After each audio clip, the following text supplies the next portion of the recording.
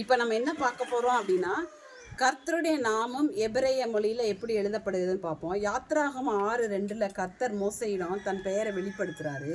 இது தமிழில் யெகோவா என்றும் ஆங்கிலத்தில் ஜெகோவா, யாவே அப்படின்ற உச்சரிப்பில் பார்க்குறோம்.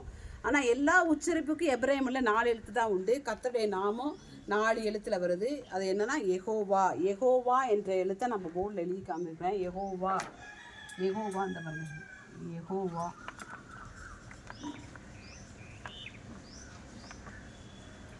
யெகோவா என்ற எழுத்து வந்து பார்த்திங்கன்னா யோடு, அப்புறம் ஹே, அப்புறம் வாவ், அப்புறம் ஹே.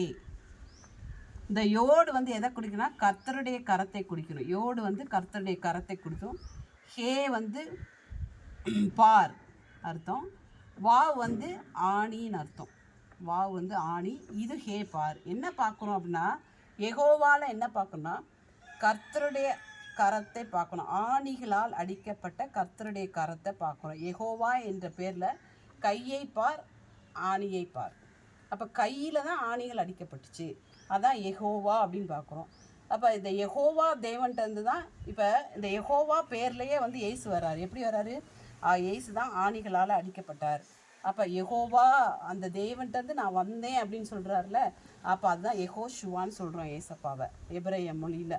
இந்த யெகோவான்றது கர்த்தருடைய நாமம், அதுதான் யெகோவா. அப்போ கையை பார், ஆணியை பார்க்கும்பொழுது நம்மளுக்கு ரட்சிப்பு கிடைக்கிறது. அடுத்து வந்து அவ்வளோதான். இதை முடிச்சிடும். அடுத்து